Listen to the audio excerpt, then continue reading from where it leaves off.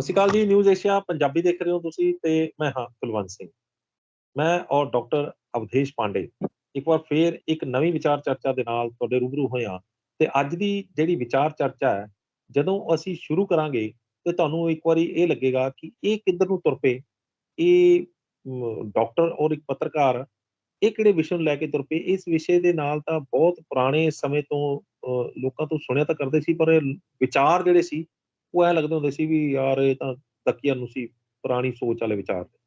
ਪਰ ਕੀ ਇਹਦੇ ਨਾਲ ਸਾਇੰਸ ਦਾ ਕੋਈ ਸੰਬੰਧ ਹੈ?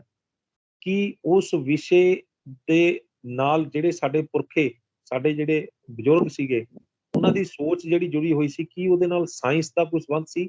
ਤਾਂ ਹੀ ਉਹ ਜਦੋਂ ਉਹ ਉਸ ਤਰੀਕੇ ਨਾਲ ਅਪਣਾਉਂਦੇ ਸੀ ਤੇ ਸਾਡਾ ਸਰੀਰ ਦੇ ਵਿੱਚ ਜਿਹੜਾ ਰੋਗ ਹੁੰਦਾ ਸੀ ਉਹ ਠੀਕ ਹੋ ਜਾਂਦਾ ਸੀ। ਡਾਕਟਰ ਸਾਹਿਬ, ਤੁਹਾਡਾ ਨਿਊਜ਼ ਏਸ਼ੀਆ ਪੰਜਾਬੀ ਤੇ ਬਹੁਤ-ਬਹੁਤ ਸਵਾਗਤ ਹੈ। सत श्रीकाल, नमस्ते, सलाम, वड़क्कम and good afternoon to you. सत श्री अकाल, नमस्ते, सलाम, वड़क्कम and good afternoon to you also doctor साहब। डॉक्टर साहब, पंजाबी में बोलते हैं धरन पड़ गई और हिंदी में बोलते हैं नाभि सरक गई। तो सबसे पहले ये बताइए कि नाभि का इंसान की जिंदगी में क्या रोल है?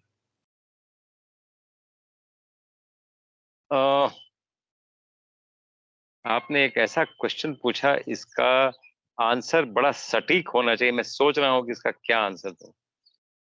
सूर्योदय का आपकी जिंदगी में क्या रोल है? सूर्य के बिना जो वही है वो जिंदगी है नहीं, कोई संभव नहीं। वही रोल नाभि का आपकी जिंदगी में है। नाभि ना हो तो आप ना हो। आपका सूर्योदय नाभि से हुआ है बिल्कुल। और नाभि के बाद ही ये सारा शरीर वहीं से ग्रो किया है। अगर आप आयुर्वेद को माने, आयुर्वेद एक वेद है, एक वेद है। और वेद जितना महत्व आयुर्वेद को देना जरूरी है। और आयुर्वेद कोई पैथी नहीं है। आयुर्वेद एक जीवन जीने का तरीका है। इसमें कुछ अगर बीमारियां आती हैं, वो बहुत छोटा पार्ट है आयुर्वेद का, बहुत ही छोटा सूक्ष्म पार्ट, जो वो बहुत आराम से अपनी पद्धति से ठीक कर सकते हैं। तो आयुर्वेद में 72,000 नाड़ियों की बात हुई है। नाड़ियां मतलब वेन्स नहीं है। मॉडर्न मेडिसिन उसको वेन्स समझती है, नाड़ियों को, या आर्टरी समझती है। नहीं, ये एनर्जी चैनल्स हैं। तो कोई बोलेगा ठीक है, एनर्जी चैनल कहाँ पर है, दिखाइए मुझे। तो मेरे पास एक जवाब होता है उनके लिए, इलेक्ट्रिसिटी कहाँ है, दिखाइए मुझे। किसने देखा है आज तक इलेक्ट्रिसिटी को? किसने देखा है? लेकिन बल्ब जलता है कि नहीं? तो उसका इफेक्ट है वो। एनर्जी को आप छू नहीं सकते हैं, एनर्जी को देख नहीं सकते हैं, तो एनर्जी चैनल्स को कैसे देखेंगे आप? तो आपका ये सवाल ही बेबुनियाद है। तो ये एनर्जी चैनल्स हैं। आप देखिए ना, दुनिया में जैसे आज तक ये माना जाता था कि ब्लड लीनियर मूव करता है ब्लड वेसल्स में, कुछ भी लीनियर नहीं है। हर कुछ चक्रीय है। काल, टाइम भी लीनियर नहीं है, काल भी चक्रीय है। काल चक्र कहते हैं उसको। उसी तरह ये movement of the blood forward is a spiral, it goes like this. और वो स्पाइरल में मूव करता है। वो आपको दिखता है कि सामने से आ रहा है, वो स्पाइरल में मूव करता है। और ये स्पाइरल में मूव करने की स्थिति एनर्जी से ही होती है। एनर्जी ना हो तो लीनियर मूव करने लगे और प्राणांत हो जाए। तो ये स्पाइरल मूवमेंट जो है एनर्जी से ही आता है। वो एनर्जी जो आप बाहर से भी ले सकते हैं, अंदर से भी जनरेट कर सकते हैं।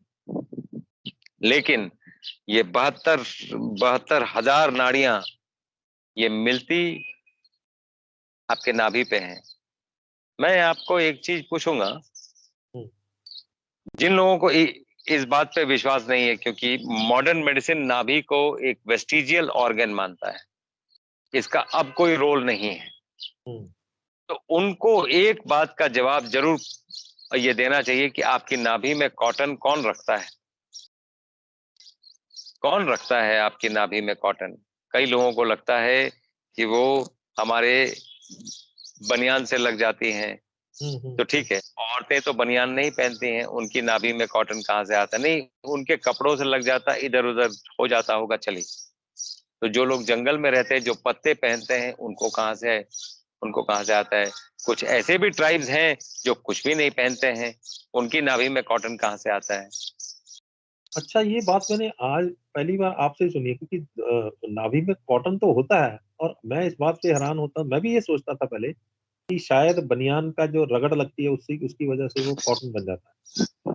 पक्का है ये मैं भी, मेरे भी दिमाग में ऐसा यही इसी को कहते हैं जन्नत की हकीकत हमें भी पता है गालिब, दिल बहलाने को ये ख्याल अच्छा है। था। So you are dealing with divinity here, divine है ये। डिविनिटी इस बात की कि आप अपनी माँ से वहां तक जुड़े थे, ये पहला स्कार है। वो स्कार हमेशा याद दिलाता है कि आप कहाँ से आपकी आपका जुड़ाव है, कहाँ से आपकी पैदाइश है। आपकी माँ आपसे अलग नहीं है, जब तक आप हैं तब तक आपकी माँ है, शारीरिक रूप से ना भी हो तब भी। वो ना भी इस बात का द्योतक है, इस बात को बताती रहती है आपको। ये अलग बात है कि हम इतना डीप नहीं सोचते हैं। दूसरा, एनाटॉमिकली स्पीकिंग, अगर आपने वेगस नर्व को स्टिमुलेट कर दिया तो बीमारी की जिस भी स्थिति में आप हैं उससे आप ठीक होने की स्थिति में चलने लगते हैं।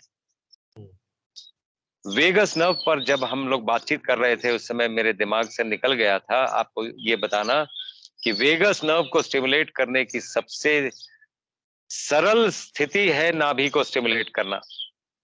सबसे सरल, आप उसमें थोड़ा सा गर्म तेल डालें और उसको क्लॉकवाइज घुमाएं।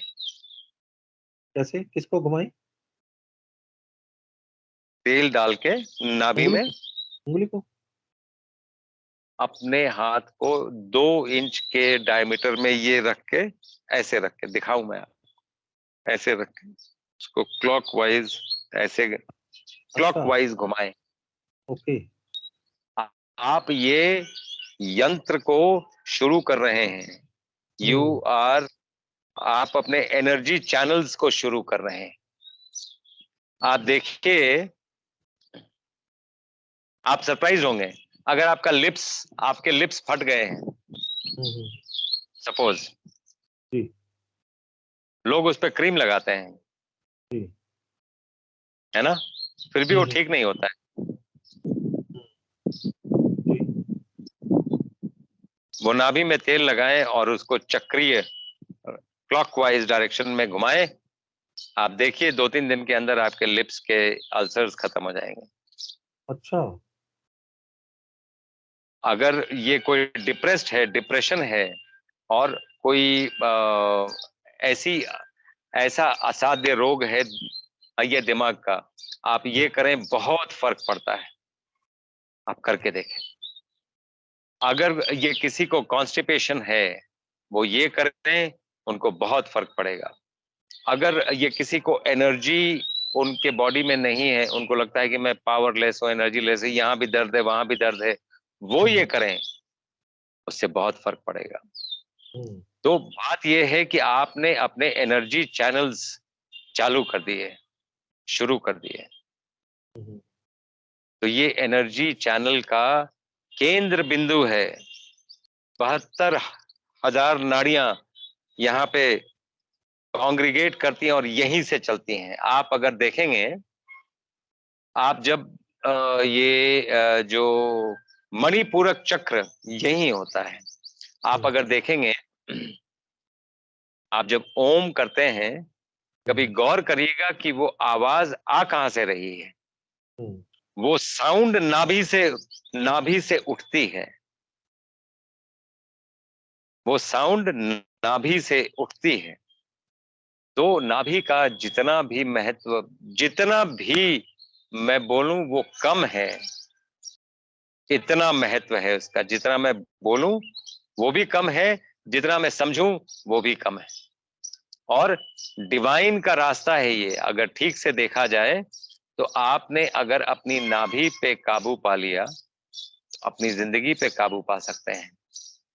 और आप अगर ठीक से देखें, जो स्पाइरल है जो आपको प्लांट्स में दिखेगा, सब हम्म, स्पाइरल, हम्म, एक स्पाइरल ये बनता जाता है। और हम्म, ऐसा माना जाता है कि कोई भी लिविंग थिंग है उस स्पाइरल से, कॉस्मोस से कनेक्टेड है।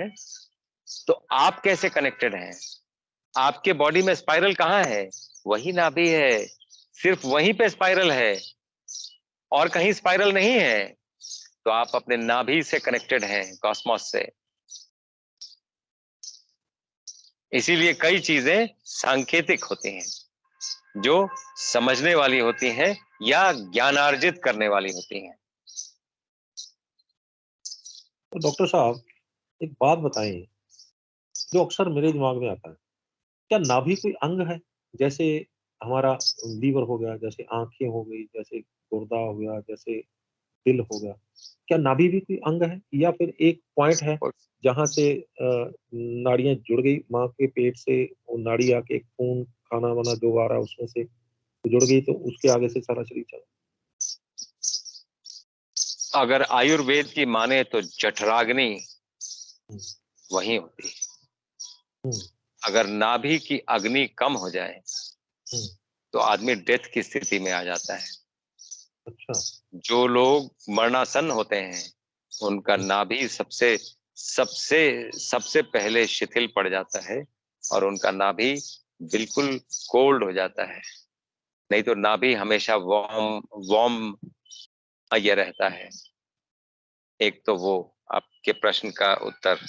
दूसरा दूसरा उत्तर भी मैं दूंगा। आप देखें, इसका एक काउंटर क्वेश्चन आपसे अगर आप इजाजत दें तो मैं जी ये जी जी। पूछूं कि रावण को मारने के लिए हम्म। कहाँ पे मारा गया था?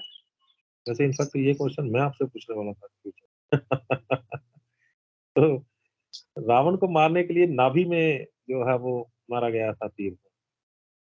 क्योंकि अगर वैसे फिजिकली देखा जाए तो अब मॉडर्न मेडिसिन भी रिकग्नाइज करता है कि माइक्रोबायोम जो है ना, जो नाभि का है, उसके पास ऐसी ताकत है कि पूरे शरीर का माइक्रोबायोम रिस्टोर कर सकता है। हम्म, स्टेम सेल्स नाभि में ही होते हैं। स्टेम सेल्स वहीं से आते हैं, और वो स्टेम सेल्स तब से जुड़े हैं जब से आप माँ से जुड़े थे।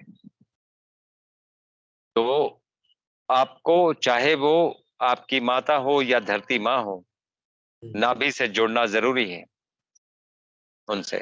ये तो थोड़ी फिलोसॉफिकल बात हो गई। जी। लेकिन coming back to academic and modern medical and medical thinking, why modern, ये मेडिकल मेडिकल थिंकिंग इज, आप के जितने भी आपके प्रॉब्लम्स हैं पेट के, आपके हम्म, नाभि में वो ताकत है कि वो सभी प्रॉब्लम्स सॉर्ट आउट कर सके। आप हम्म। उसको ठीक से स्टिमुलेट करने आना चाहिए, बस इतना ही। अब आए कि नाभि सरकना, यानी पंजाबी में उसको बोलते हैं धरन पड़ गई है, हम्म। और हिंदी में बोलते हैं नाभि सरक गई है। ये क्या बला है? नाभि कैसे सरक जाती है? क्या नाभि सरकना मतलब क्या? एनर्जी चैनल अब वहां से डी चैनलाइज हो गया है। एनर्जी चैनल को रिस्टोर करना पड़ता है। उसका बहुत सिंपल तरीका कैसे फाइंड आउट करेंगे कि ये धरण ये पड़ गई है या नाभि सरक गई? बहुत सिंपल है। आप हाथ यूं लें और इसको प्रेस करें, या हाथ यूं लें इसको प्रेस करें। अगर आप बहुत बहुत जोर से प्रेस करें, इनफैक्ट अगर आपके लिए वो पेनफुल है तो आपकी नाभि सरकी हुई है, हम्म। और पेनफुल नहीं है तो नाभि नहीं सरकी। ठीक है? तो बहुत सिंपल है ये टेस्ट करना, बहुत सिंपली टेस्ट किया जा सकता है। जी। तो अब जब नाभि सरकती है यानी धर्म पड़ती है, तो बॉडी में क्या बदलाव आते हैं? क्या-क्या प्रॉब्लम्स आती Constipation is the root cause of many and maximum diseases known to mankind. हैं? हुँ, Acidity and constipation is the root cause of all diseases, from infection to cancer, everything. आप कैंसर पेशेंट को पूछ लीजिए, उसको acidity और constipation होगा ही, और वो धरण पड़ने से ही हुआ है। उसमें नाभि का ही खेल है। ये पूरी जिंदगी में नाभि का ही खेल है। हम ये मान चले हैं कि अब तो हम पैदा हो गए, अब तो माँ की जरूरत नहीं। प्रॉब्लम हमारा फिजिकल कम साइकोलॉजिकल ज्यादा है, ऐसा मेरा मानना है। अच्छा, अब आए कि नाभि में आपने अगर किसी की नाभि सरक गई है, आपने ये तो बता दिया कि नाभि सरक गई है और उसको ऐसे पता लगाना है, हमने अंगूठे के दोनों ये जो हाथ का ये अंगूठा है, मैं इसको और करीब करके बता दूँ।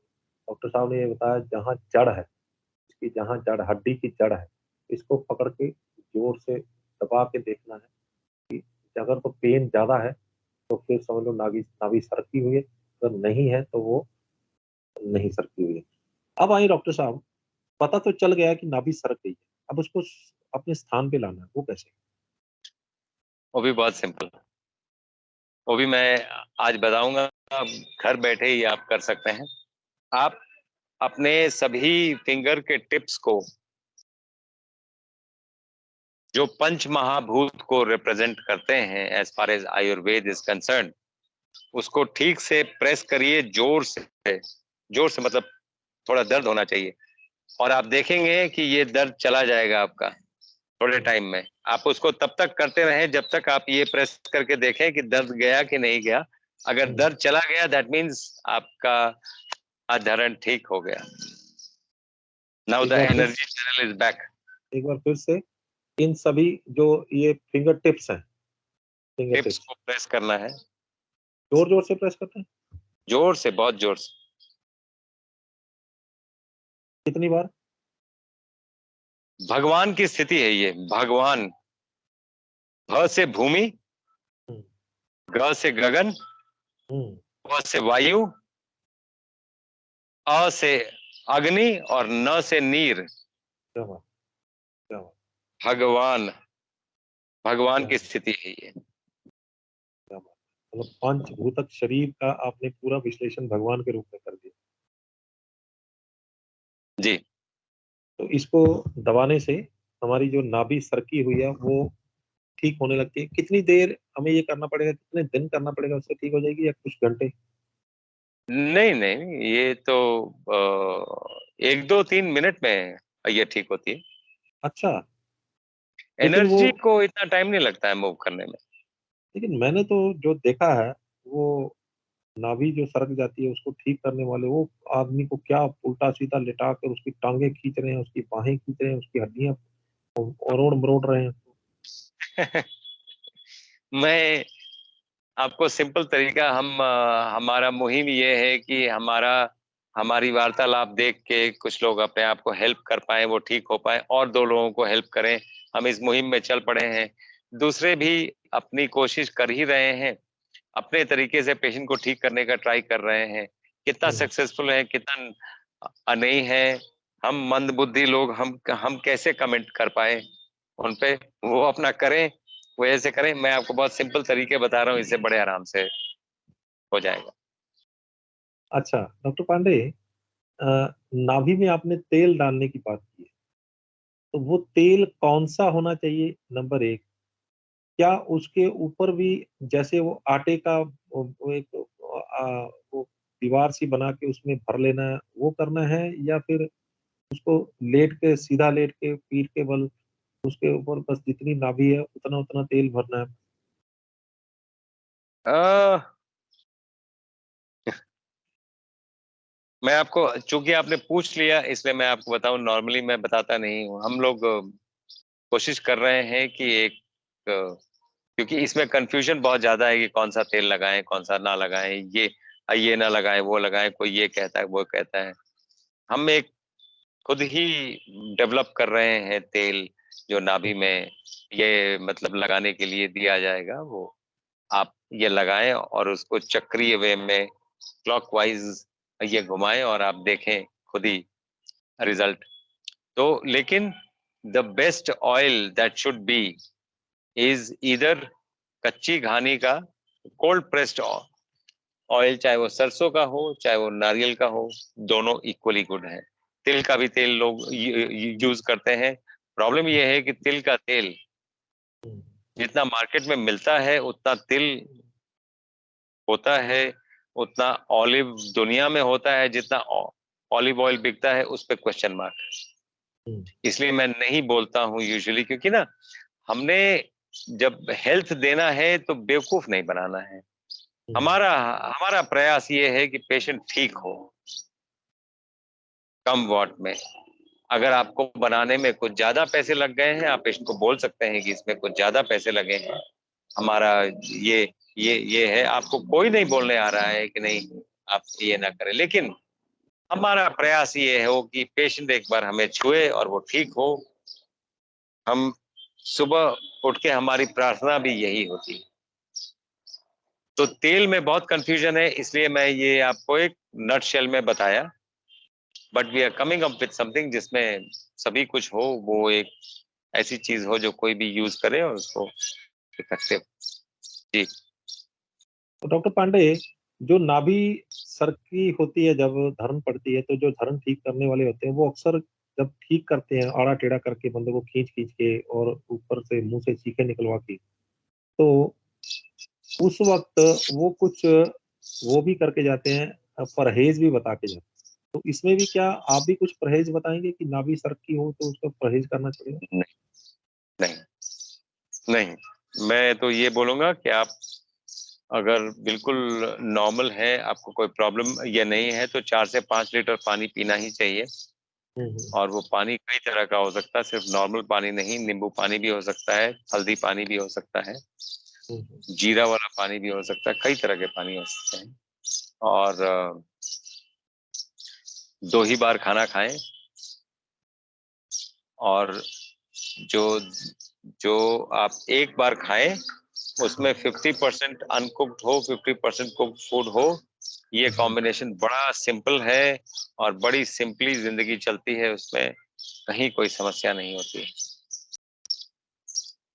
अब जो मेन बात वो ये है कि नाभि इंसान की, अच्छे भले इंसान की नाभि ना सरके, उसके लिए क्या करना होगा?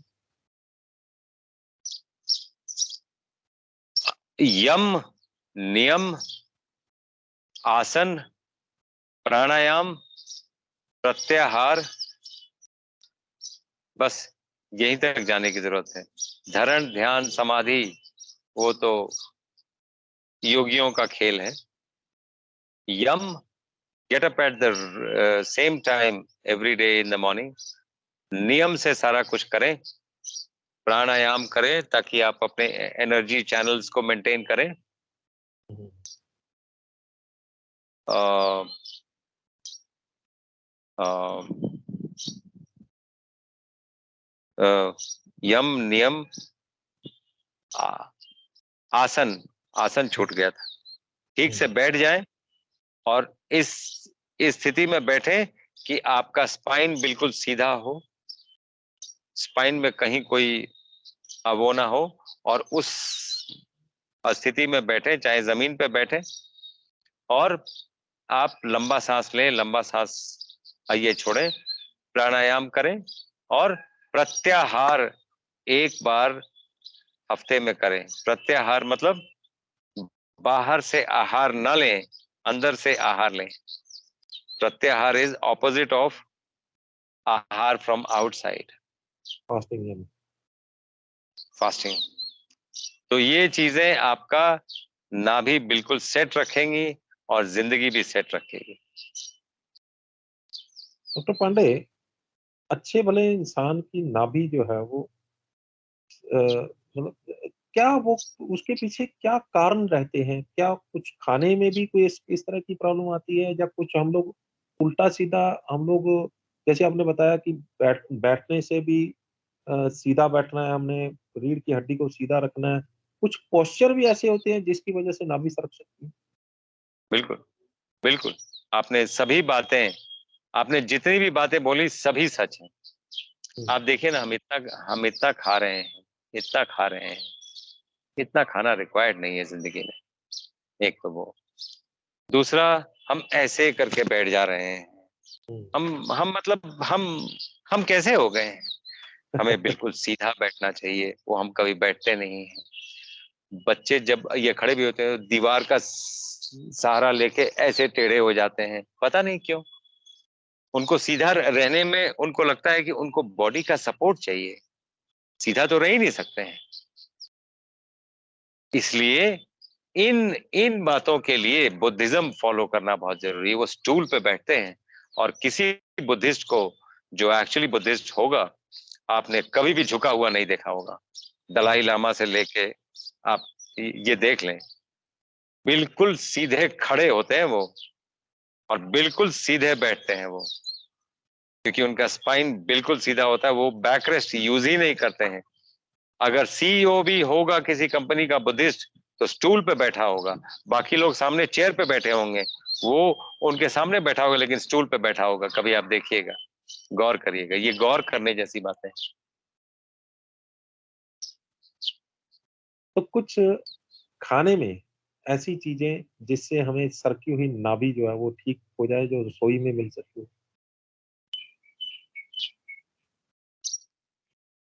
एक बार फिर से एक बार फिर से पूछें। खाने में, हाँ, खाने में आप 50% अगर रॉ फूड खाते हैं जिससे आपका इंटेस्टिनल मूवमेंट ज्यादा होगा, तो ये मूवमेंट जो है एनर्जी चैनल्स को चालू रखता है। हुँ, हुँ, जहां पर शिथिलता आती है एनर्जी चैनल्स मूव कर जाते हैं। इसीलिए जो कुक्ड फूड ज्यादातर खाते हैं कॉन्स्टिपेटेड होते हैं। जो कॉम्बिनेशन में खाते हैं वो उनका कॉन्स्टिपेशन नहीं होता है। और कॉन्स्टिपेशन ना हो तो नाभि भी ना सरके और हेल्थ भी ना सरके, क्योंकि नाभि सरक गई तो हेल्थ भी सरक सकता है और हेल्थ सरक के आपके हाथ के बाहर भी निकल सकता है। वही मैं इसीलिए पूछने हेल्थ वाला को भी रोके और नाभि को भी रोके। वही जी। मैं पूछने वाला था कि जब नाभि सरकती है तो इंसान को वोमिटिंग, इंसान को लूज़ मोशन ऐसी प्रॉब्लम्स आ जाती है। तो क्या इसका सबसे ज़्यादा असर इंटेस्टाइन्स पे पड़ता है? आप देखें, इसमें और डीप हम जा सकते हैं लेकिन लोगों की समझ में हम जाना नहीं चाहते हैं। अगर डॉक्टर सुन रहे हैं तो उनके लिए मैं ये बोलना चाहूंगा कि जब भी पल्स देखें, हुँ, नेवल पल्स जरूर देखें। अगर नेवल पल्स डिस्प्लेस्ड है टुवर्ड्स द राइट, तो right side of the abdomen के जितने प्रॉब्लम्स हैं वो संभावना है लीवर का प्रॉब्लम की संभावना है, गॉल ब्लैडर में स्टोन की संभावना है। अ, अगर पल्स शिफ्ट करता है राइट को, अगर पल्स लेफ्ट को शिफ्ट कर रहा है तो लूज मोशन होगा। एपेंड ये स्मॉल इंटेस्टाइन के प्रॉब्लम्स हो सकते हैं, कोलन के प्रॉब्लम्स हो सकते हैं, रेक्टम के प्रॉब्लम्स हो सकते हैं और पाइल्स हो सकता है, कई चीजें हो सकती हैं। तो वो एक मतलब that is going deep in the combination integrated medicine, integration of modern medicine and ayurveda, हुँ। जिससे हम कोशिश कर रहे हैं एक बुक लिखने की जो हमने शुरू भी कर दी है। तो इंटीग्रेटेड मेडिसिन का जिसमें ये सभी बातें होंगी जो हम अभी डिस्कस कर रहे हैं।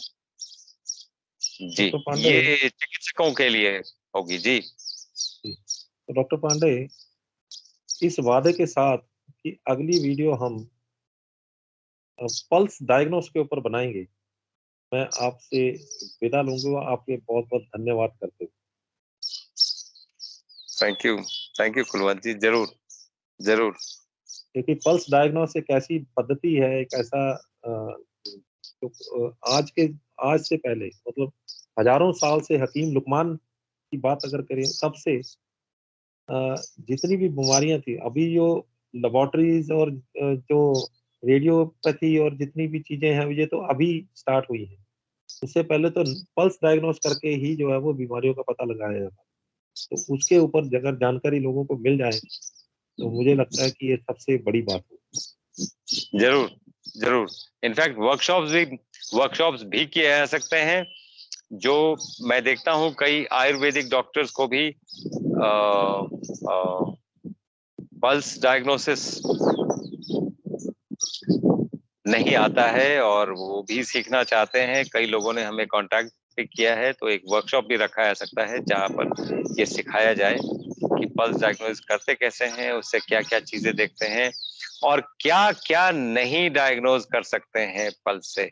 मुझे लगता है कि हमारी जानकारी जितनी है, ऐसी कोई बीमारी नहीं है जो पल्स देख के डायग्नोज नहीं की जा सकती है। यानी विद इन मिनट्स अगर हाँ हमने आप पल्स डायग्नोस एक बार पल्स पे हाथ रखिए, अगर आप इतने बड़े विद्वान हैं तो आप सभी चीजें डायग्नोज कर लेंगे। तो बाकमाल जानकारी के लिए आपका बहुत बहुत धन्यवाद doctor. Thank you. Thank you. So ਇਹ ਸਨ ਡਾਕਟਰ ਅਵਧੇਸ਼ ਪਾਂਡੇ। ਧੁਨੀ ਨਾਭੀ ਜਾਂ ਫਿਰ ਆਪਾਂ ਇਹਨੂੰ ਇਹ ਕਹਿ ਸਕਦੇ ਹਾਂ ਕਿ ਨੇਵਲ ਇੰਗਲਿਸ਼ ਦੇ ਵਿੱਚ ਇਹ ਜਦੋਂ ਸਰਕ ਜਾਂਦੀ ਹੈ, ਪੰਜਾਬੀ ਚ ਇਹਨੂੰ ਧਰਨ ਪੈਣਾ ਕਹਿ ਜਾਂਦੇ ਨੇ, ਇੰਗਲਿਸ਼ ਹਿੰਦੀ ਚ ਇਹਨੂੰ ਨਾਭੀ ਸਰਕਣਾ ਕਹਿ ਜਾਂਦੇ ਨੇ। ਤੇ ਇਹਦੇ ਲਈ ਇਲਾਜ ਦੇ ਲਈ ਅਲੱਗ-ਅਲੱਗ ਜਿਹੜੇ ਤਰੀਕੇ ਅਪਣਾਏ ਜਾਂਦੇ ਨੇ, ਅਲੱਗ-ਅਲੱਗ ਢੰਗ ਦੇ ਨਾਲ ਇਹਦਾ ਇਲਾਜ ਕੀਤਾ ਜਾਂਦਾ ਹੈ। ਮਾਡਰਨ ਮੈਡੀਕਲ ਸਾਇੰਸ ਅਨਫੋਰਚੂਨੇਟਲੀ ਮੈਨੂੰ ਲੱਗਦਾ ਇਸ ਨੂੰ ਮੰਨਦੀ ਨਹੀਂ ਹੈ ਤੇ ਬਾਕੀ ਆਯੁਰਵੇਦ ਇਸ ਨੂੰ ਮੰਨਦਾ ਹੈਗਾ ਤੇ ਜਿਹੜੇ ਸਾਡੇ ਪੁਰਖੇ ਨੇ, ਸਾਡੇ ਬਜ਼ੁਰਗ ਨੇ, ਉਹ ਇਸ ਨੂੰ ਬਹੁਤ ਨੇੜੇ ਹੋ ਕੇ ਮੰਨਦੇ ਨੇ ਤੇ ਇਹੋ ਕਾਰਨ ਹੈ ਕਿ ਜਦੋਂ ਵੀ ਕਦੇ ਕਿਸੇ ਨੂੰ ਉਲਟੀਆਂ ਜਾਂ ਟੱਟੀਆਂ ਜਾਂ ਕੋਈ ਇਸ ਤਰ੍ਹਾਂ ਦੀ ਸਮੱਸਿਆ ਆ ਜਾਂਦੀ ਹੈ, ਤੇ ਉਹਨੂੰ ਪਹਿਲਾਂ ਪੁੱਛਿਆ ਜਾਂਦਾ ਵੀ ਕਿਤੇ ਧਰਨ ਤਾਂ ਨਹੀਂ ਪੈ ਗਈ ਹੈ। ਤੋ ਮੈਂ ਖੁਦ ਅਜਿਹੇ ਲੋਕਾਂ ਨੂੰ ਠੀਕ ਹੁੰਦੇ ਦੇਖਿਆ ਜਿਨ੍ਹਾਂ ਨੂੰ ਧਰਮ ਪਈ, ਉਹਨਾਂ ਨੂੰ ਪੁੱਠਾ ਸਿੱਧਾ ਕਰਕੇ ਹੁਣ ਡਾਕਟਰ ਸਾਹਿਬ ਨੇ ਤਾਂ ਹੋਰ ਤਰੀਕਾ ਦੱਸਿਆ ਹੈਗਾ ਵੀ ਕਿਸ ਤਰੀਕੇ ਦੇ ਨਾਲ ਉਹਨੂੰ ਠੀਕ ਕੀਤਾ ਜਾ ਸਕਦਾ। ਉਹਨੂੰ ਪੁੱਠਾ ਸਿੱਧਾ ਕਰਕੇ ਮਰੋੜ ਕੇ ਬੰਦੇ ਨੂੰ ਪਤਾ ਨਹੀਂ ਕੀ ਕਰਦੇ ਨੇ, ਉਹ ਬੰਦਾ ਜਿਹੜਾ ਉਹ 3 ਵਾਰੀ ਉਹਨੂੰ ਕਰਨਾ ਹੁੰਦਾ, ਉਹ 3 ਵਾਰ ਦੇ ਵਿੱਚ ਬੰਦਾ ਠੀਕ ਹੁੰਦਾ। ਤੇ ਅੱਜ ਜਿਹੜਾ ਡਾਕਟਰ ਸਾਹਿਬ ਨੇ ਤਰੀਕਾ ਦੱਸਿਆ ਕਿ ਕਿੱਦਾਂ ਆਪਾਂ ਨੂੰ ਪਲਸ ਸਾਨੂੰ ਇਸ ਨੂੰ ਨਾਭੀ ਸਰਕੀ ਨੂੰ, ਧਰਨ ਪਈ ਨੂੰ ਡਾਇਗਨੋਸ ਕਰਨਾ, ਪਤਾ ਲਗਾਉਣਾ ਤੇ ਕਿੱਦਾਂ ਇਸ ਦਾ 2-3 ਮਿੰਟ ਦੇ ਵਿੱਚ ਹੀ ਇਲਾਜ ਕਰ ਲੈਣਾ ਤੇ ਕੀ ਨੁਕਸਾਨ ਨੇ ਇਸ ਦੇ ਜੇ ਨਾਭੀ ਸਰਕੀ ਹੋਵੇ, ਧਰਨ ਪਈ ਹੋਵੇ ਤੇ ਜੇਕਰ ਇੱਕ ਇਨਸਾਨ ਦੇ ਮਨ ਦੇ ਵਿੱਚ ਇਹ ਚਿੰਤਾ ਹੈ ਕਿ ਮੇਰੀ ਧਰਨ ਨਾ ਪੈ ਜੇ, ਮੇਰੀ ਨਾਭੀ ਨਾ ਸਰਕ ਜੇ ਤੇ ਉਹਦੇ ਲਈ ਸਾਨੂੰ ਕੀ ਕਰਨਾ ਪਏਗਾ ਤੇ ਜਦੋਂ ਜੇਕਰ ਕਿਸੇ ਨੂੰ ਧਰਨ ਪਈ ਆ ਤਾਂ ਉਸ ਦੌਰਾਨ ਸਾਨੂੰ ਕੀ ਪਰਹੇਜ਼ ਕਰਨੇ ਨੇ, ਕੀ ਸਾਨੂੰ ਉਹਦੇ 'ਚ ਪ੍ਰੀਕਾਸ਼ਨਸ ਲੈਣੇ। ਅੱਜ ਇਹ ਪੂਰੀ ਜਾਣਕਾਰੀ ਤੁਹਾਡੇ ਸਾਹਮਣੇ ਰੱਖ ਉਮੀਦ ਕਰਦੇ ਹਾਂ ਕਿ ਇਹ ਵੀਡੀਓ ਵੀ ਤੁਹਾਨੂੰ ਪਸੰਦ ਆਈ ਹੈ। ਜੇ ਪਸੰਦ ਆਈ ਹੈ ਤੇ ਇਸ ਨੂੰ ਵੀ ਵੱਧ ਤੋਂ ਵੱਧ ਸ਼ੇਅਰ ਕਰੋ ਕਿਉਂਕਿ ਲੋੜ ਹੈ ਅਜਿਹੀਆਂ ਵੀਡੀਓ ਨੂੰ ਘਰ-ਘਰ ਪਹੁੰਚਾਉਣ ਦੀ। ਇਹ ਛੋਟੀਆਂ-ਛੋਟੀਆਂ ਜਾਣਕਾਰੀਆਂ ਨੇ ਜਿਹੜੀਆਂ ਕਿ ਸਾਨੂੰ ਤੰਦਰੁਸਤੀ ਵੱਲ ਲੈ ਕੇ ਜਾਣਗੀਆਂ। ਇਹਦੇ ਨਾਲ ਹੀ ਵੇਗਸ ਨਰਵ ਜੁੜੀ ਹੋਈ ਹੈ, ਇਹਦੇ ਨਾਲ ਹੀ ਕਾਇਨਾਤ ਜੁੜੀ ਹੋਈ ਹੈ, ਇਹਦੇ ਨਾਲ ਹੀ ਪੂਰੇ ਸਰੀਰ ਦਾ ਹਰ ਇੱਕ ਅੰਗ ਜੁੜਿਆ ਹੈ ਤੇ ਜਦੋਂ ਇੱਥੋਂ ਐਨਰਜੀ ਚੈਨਲਸ ਨੂੰ ਅਸੀਂ ਠੀਕ ਕਰ ਲੈਂਦੇ ਹਾਂ, ਇੱਕ ਸੌਖੇ ਜਿਹੇ ਤਰੀਕੇ ਦੇ ਨਾਲ ਤੇ ਸਾਡੇ ਸਰੀਰ ਦੇ ਬਹੁਤ ਸਾਰੇ ਰੋਗ ਜਿਹੜੇ ਨੇ ਉਹ ਆਪਣੇ ਆਪ ਠੀਕ ਹੋਣ ਲੱਗ ਜਾਂਦੇ। ਤੇ ਜੇ ਇਸ ਵੀਡੀਓ ਨੂੰ ਦੇਖ ਕੇ ਐਨਰਜੀ ਚੈਨਲਸ ਨੂੰ ਉਹ ਜਿਹੜੇ ਉਹ ਸਹੀ ਕਰ ਲੈਂਦੇ ਨੇ, ਧਰਮ ਨੂੰ ਠੀਕ ਕਰ ਲੈਂਦੇ ਨੇ ਤੇ ਆਪਣੇ ਰੋਗ ਠੀਕ ਕਰ ਲੈਂਦੇ ਨੇ, ਤੰਦਰੁਸਤੀ ਭਰਿਆ ਜੀਵਨ ਬਤੀਤ ਕਰਦੇ ਨੇ ਤਾਂ ਅਸੀਂ ਸਮਝਾਂਗੇ ਕਿ ਇਸ ਵੀਡੀਓ ਨੂੰ ਬਣਾਉਣ ਦਾ ਮਕਸਦ ਵੀ ਕਾਮਯਾਬ ਰਿਹਾ। ਸਾਡੇ ਚੈਨਲ ਨੂੰ, ਸਾਡੇ Facebook page news Asia Punjabi ਨੂੰ ਸਬਸਕ੍ਰਾਈਬ, ਲਾਈਕ ਤੇ ਫੋਲੋ ਕਰਨਾ ਨਾ ਭੁੱਲਿਓ। ਅਗਲੀ ਵਾਰ ਫੇਰ ਹਾਜ਼ਰ ਹੋਵਾਂਗੇ ਇੱਕ ਨਵੇਂ ਮੁੱਦੇ, ਇੱਕ ਨਵੇਂ ਮਹਿਮਾਨ ਦੇ ਨਾਲ। ਉਦੋਂ ਤੱਕ ਮੈਨੂੰ ਦਿਓ ਇਜਾਜ਼ਤ।